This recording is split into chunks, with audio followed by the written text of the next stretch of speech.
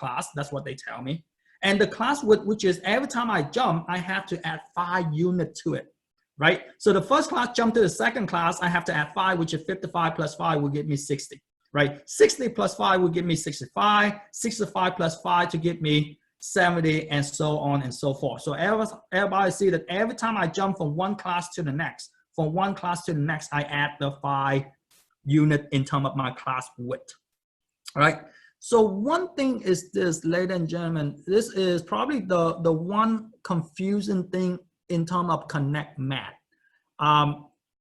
If your data is continuous, meaning again, do you agree that in terms of hour, in terms of minute, in terms of second, this thing here is some interval. And because it's some interval, because it's a continuous data, continuous variable, when you break down your upper limit, you have to break down in terms of decimal. Because and the other thing is the other thing that you want to look at is if your data have a decimal, if your data has some decimal, you have to break down in decimal. You cannot, right here, you cannot, on Connect Math, if you stop at 59, they will tell you it's wrong. Because between 59 to 60, between 59 minutes and 60 minutes, or in terms of second, they are, you can break it down to nanosecond. You can break it down smaller and smaller. Everybody see the unit here, because it's continuous. That's why we had to basically put some interval into it, which is we get to close to 60 as possible, which is mostly you have to keep one decimal place. Okay, so you have to ask yourself, is my data continuous data? If it's continuous data, you have to break it down in terms of decimal. If it's the degree, you have to break it down in terms of decimal. If your data is discrete, if for instance, if this is the number of, this too big of a number of siblings, if a number of people in the auditorium, right? Then if it's a number, then you go 59. Because again, if you count the number of people, we don't have 59.5 or 59.9 of the people, right? So again, because of this thing here, because it's the time which is continuous, we just try to get close to 60 as possible. That's why we get to 59.9. Pretty much your upper limit would be 1 less than this thing here. So what would be my upper limit here, which is again, it cannot be 65, because remember 65, they will overlap, right? So we have to go 1 below, which is would be 64, right? Question? Oh, no, I was just gonna say 64.9. Yes, we want to get close to 65 as possible, because of this is a continuous data. That's why it will be 64.5.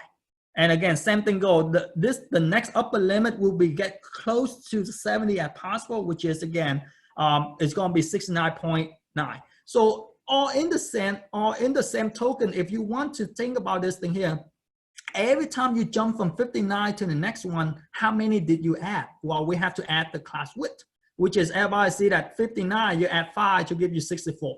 64, you add 5 to give you 69. 69, you add 5 to give you 74. But again, because of the 0.9, so we just keep on the 0.9.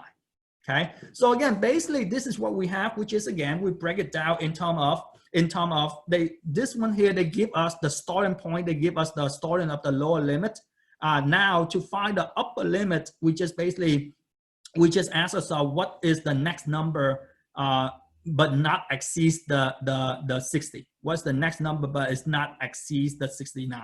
So we go up to close to that next endpoint. Is everybody clear on in terms of this, right? So again, find the lower limit first, which is every time you jump, you add the class width, right? The upper limit is basically 1 below that, and every time you jump in the upper limit, you add 5, which is the class width. Once you decide the class, once you have your class, the only thing next is the tedious part, right? Which is you have to go into your data and you ask yourself how many data is range between 55 to 59.9, right? Which is in this case, again, the only data between 55 to 59.9 is 59, which is, as you can see, I have 1 data. right? And between how many data I have between 60 to 64, which is again, you have, looking at this thing here, you have only one data, right? So again, you just X them out, which is you have one data. Between 65 to 69, you have one data. Between 70 to 74, you have one data. And again, between 75 to 79, if you look through this thing here, we don't have any 75 to 79, which is you have zero data, and so on and so forth, which is again, basically you go in and ask yourself between that range, how many items do I have? Which is again, I did the item. So again, instead of just X every single one out, you guys can see the tally up the process of that, right? So again, this is my frequency distribution table, ladies and gentlemen, right? My frequency distribution table is that, which is you basically, you go in, you tally up your data, how frequent, how often does the individual data appear, right?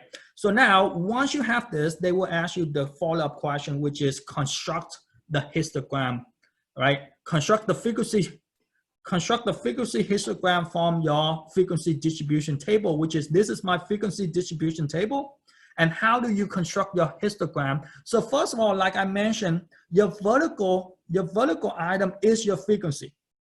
So if you glance through your frequency, the smallest frequency you have is 0, and the highest frequency you have is 23. So again, for me, let me just jump by 5, right? So I don't want to jump by 2 because it's too big, right? From 0 to 23, that's too many slots. You can jump by 1, but again, I want to make my frequency small, so I jump by 5, right? 0 to 5, 5 to 10, 10 to 15, 15 to 25, because my highest is 23, so if my highest is 28, then I have to go to 30, right? But most important thing, your vertical item is your frequency item.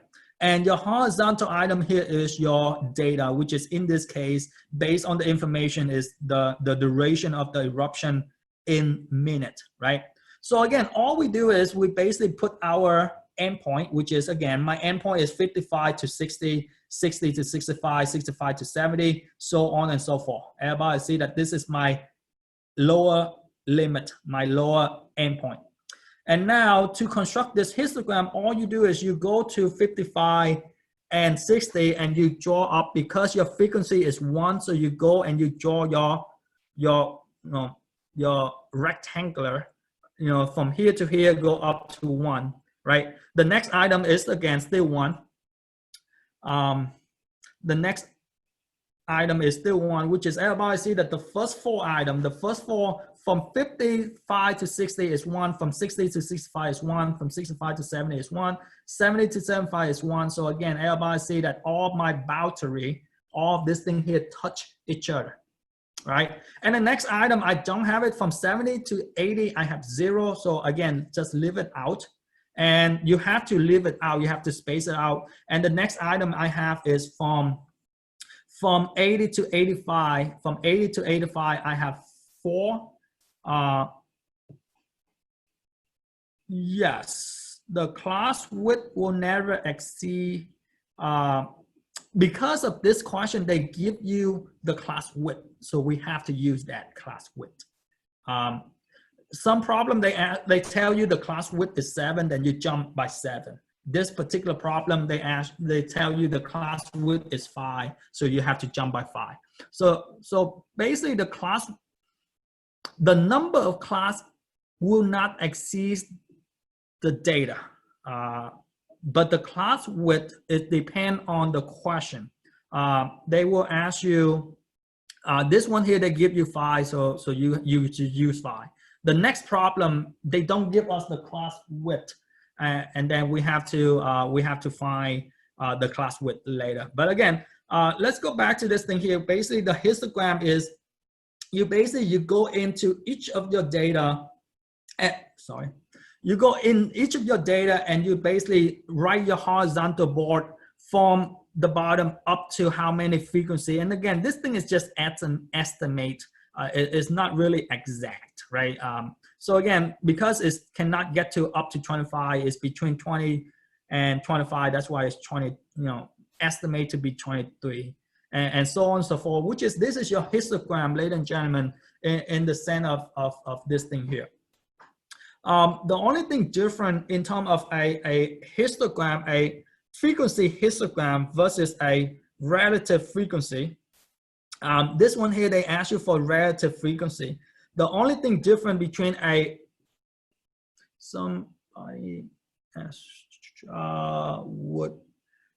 this is not symmetric.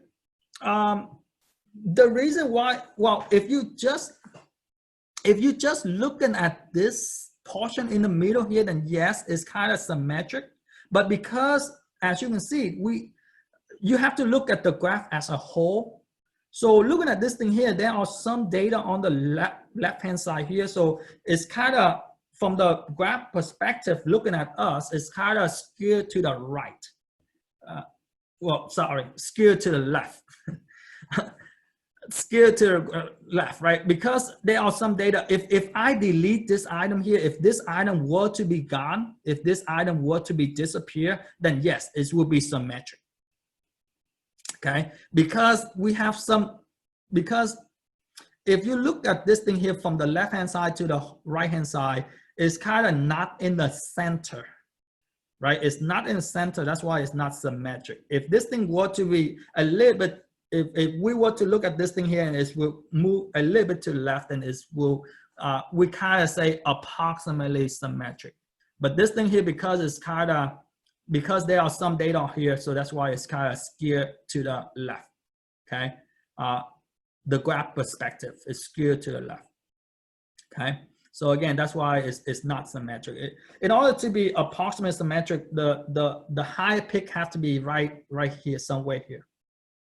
This item have to be somewhere around here in order for us to be symmetric, okay? And the author attacked that. He said if we make our class width bigger, then it would be symmetric. So instead of 5, if we make it 10, if we make it 10, then it will be symmetric. Okay, but again, let's take a look at this thing here. And so how do we find relative frequency? So to find a relative frequency, and again, probably we will stop here after this item here, which is we will continue this next time. Reminder, to find a relative frequency is basically we take the frequency. This is your previous item right here, right? Your frequency, and you will divide it to the total frequency. So reminder, the total frequency in this case was 60, right? The 60 different time, the amount of time that they erupted, which is again, we just take 1 divided by 60 to give us 0.17, right? Not 0.7, 0.017. And same thing go, right? So the rest of the item is basically 0.017. We just take 1 divided by 60, right? 0 divided by 60 will give us 0. And then we take 4 divided by 60 will give you 0.067, which is again, that will be our relative frequency up there.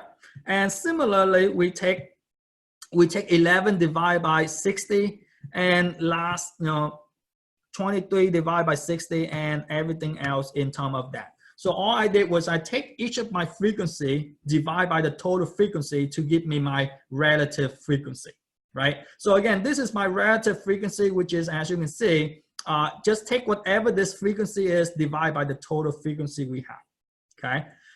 So again, question on how to construct your frequency distribution table, your relative frequency distribution table, and your histogram. All right, ladies and gentlemen, I think I'm a little bit over the 10:45 minute mark. Let's stop here for today. It's kind of a lot of information to take in. So over the weekend, please